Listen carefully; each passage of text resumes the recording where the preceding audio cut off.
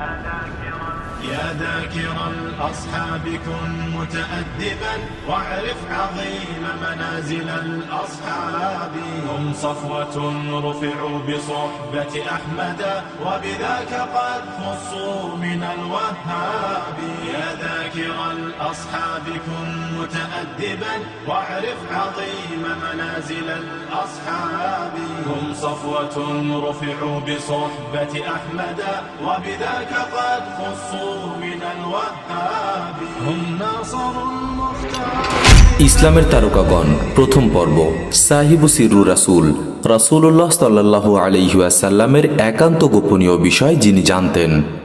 মা হাদাসাকুম হুযাইফা ফাসাদদিকুহু ওয়া মা আকরাউকুম আব্দুল্লাহ ইবনে মাসউদ ফাআকরাউহু। হুযাইফা তোমাদের যা বলে তোমরা তা বিশ্বাস করো, আর আব্দুল্লাহ ইবনে মাসউদ যা শিখায় তোমরা তা শিখো। হযরত হুযাইফা ইবনুল ইয়ামান রাদিয়াল্লাহু তাআলা আনহু রাসূলুল্লাহ সাল্লাল্লাহু আলাইহি ওয়াসাল্লামের একজন অন্যতম শ্রেষ্ঠ সাহাবী ছিলেন। তিনি মূলের দিক থেকে মক্কার, তবে মদিনায় জন্মগ্রহণ করেন এবং সেখানেই বড় হন। রাসূলুল্লাহ সাল্লাল্লাহু আলাইহি ওয়াসাল্লামের সাক্ষাতের আগেই তিনি ইসলাম গ্রহণ করেন।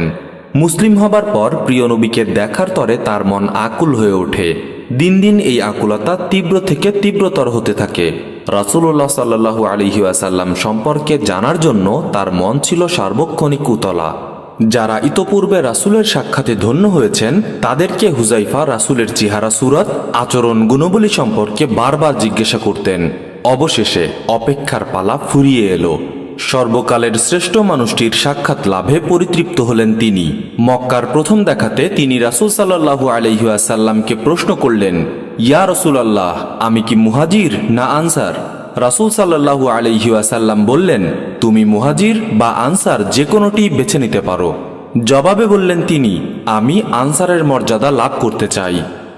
মদিনায় মুসলিমদের জন্য নানাবিধ সমস্যার মধ্যে অন্যতম একটি সমস্যা ছিল মুনাফিকদের সমস্যা।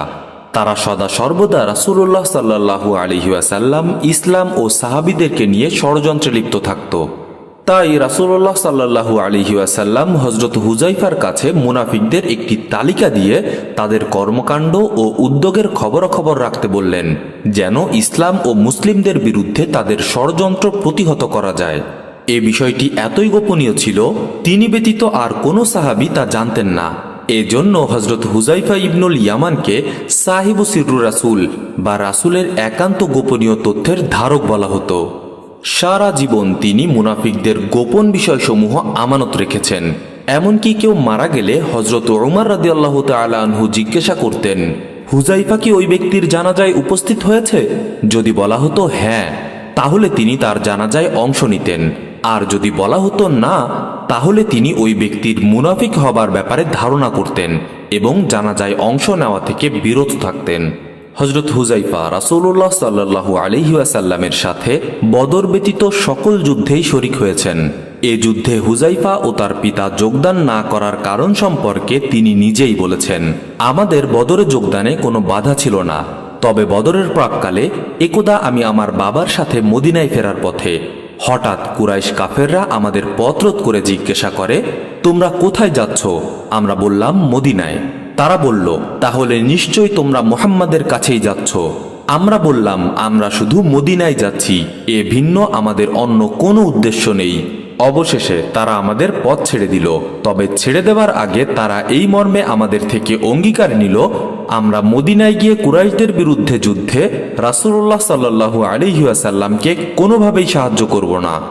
উপায়ন্তর না দেখে আমরা তাদের সাথে ওয়াদাবদ্ধ হলাম। মদিনায় পৌঁছে রাসূলুল্লাহ সাল্লাল্লাহু আলাইহি ওয়াসাল্লামকে আমরা পথের ঘটনা খুলে বললাম। কুরাইশদের সাথে বদরে অংশগ্রহণ না করা মর্মে ওয়াদাবদ্ধ হওয়ার কথা জানালাম। আমরা জিজ্ঞাসা করলাম, ইয়া রাসূলুল্লাহ, এখন আমাদের করণীয় কি? তিনি বললেন, তোমরা তোমাদের অঙ্গীকার পূর্ণ করো আর মুশরিকদের বিরুদ্ধে মুসলিমদের বিজয়ের জন্য আল্লাহর কাছে দোয়া করো। পরবর্তীতে হুযাইফা এবং পিতা ইয়ামান উহুদ যুদ্ধে অংশগ্রহণ করেন। হযরত হুযাইফা দারুণ সাহসিকতার সাথে যুদ্ধ করেন এবং নিরাপদে মদিনায় ফিরে আসেন। তবে তার বৃদ্ধ পিতা শাহাদাত বরণ করেন। দুর্ভাগ্যবশত স্বপক্ষীয় মুসলিম সৈনিকের হাতে তিনি শহীদ হন। ঘটনাটি ছিল এমন, উহুদ যুদ্ধ চলাকালীন এক মুসলিম সৈনিক হুজাইফার বাবা ইয়ামানকে মুশরিক সৈন্য ভেবে আক্রমণ করে বসে। হুজাইফা কিছু দূর থেকে এই মর্মান্তিক দৃশ্য দেখে বাবা বাবা বলে চিৎকার করে ওঠেন, কিন্তু যুদ্ধের শোরগোলে সে চিৎকার সৈনিকদের কানে পৌঁছায়নি। বৃদ্ধ ইয়ামান নিজ সাথীদের তরবারির আঘাতে মাটিতে লুটিয়ে পড়েন। হুজাইফা পিতার মৃত্যু নিশ্চিত হয়ে শুধু একটি কথাই উচ্চারণ করেন, গফারাল্লাহু লাকুম ওয়া হুয়া আরহামুর রাহিমিন। আল্লাহ আমাদের সকলকে ক্ষমা করুন, তিনিই সর্বাধিক দয়ালু। রাসূল সাল্লাল্লাহু আলাইহি ওয়াসাল্লাম হুজাইফাকে তার পিতার দিয়াত বা রক্তমূল্য দিতে চাইলে তিনি বললেন, আমার বাবা তো শাহাদাতেরই প্রত্যাশী ছিলেন আর তিনি তা লাভ করেছেন। হে আল্লাহ, তুমি সাক্ষী থাকো, আমি তার দিয়াত বা রক্তমূল্য মুসলিমদের জন্য দান করে দিলাম। রাসূল সাল্লাল্লাহু আলাইহি ওয়াসাল্লাম হুজাইফার এই কথা শুনে খুশি হলেন। পরবর্তীতে উমর রাদিয়াল্লাহু তাআলা আনহুর শাসন আমলে হুজাইফাকে মাদায়েন শহরের গভর্নর নিযুক্ত করেন। গাধার উপর সাওয়ার হয়ে তিনি মাদায়েন শহরের দিকে রওনা হন। তার হাতে ছিল একটি রুটি। তিনি মাদায়েনবাসীর অবস্থা দেখে পেরেশান হয়ে যান। তাদের উদ্দেশ্যে বলেন, তোমরা ফিতনা থেকে বেঁচে থাকো। তার এই কথার ব্যাখ্যা জানতে চাইলে তিনি বললেন, তোমরা গভর্নর ও আমিরদের এমন বিষয়ে প্রশংসা করো না যা তাদের মধ্যে নেই। সম্মানিত সাহাবী হজরত হুজাইফাতুল ইয়ামান 36 হিজরিতে ইন্তেকাল করেন। মৃত্যুর পূর্ব মুহূর্তে সাহাবায়ে কেরাম তার সাথে দেখা করতে গেলেন। তিনি তখন অঝোর ধারায় কাঁদছেন। মৃত্যুশয্যায় শায়িত অবস্থায় তিনি বলছিলেন, আমি দুনিয়া ছেড়ে চলে যাচ্ছি এই আফসোসে কাঁদছি না, বরং আমি তো মৃত্যুকে ভালোবাসি। আমি কাঁদছি এই ভেবে যে আমি যার কাছে ফিরে যাচ্ছি সেই মহান রব আমার উপর সন্তুষ্ট কিনা সেটা আমি নিশ্চিত নই।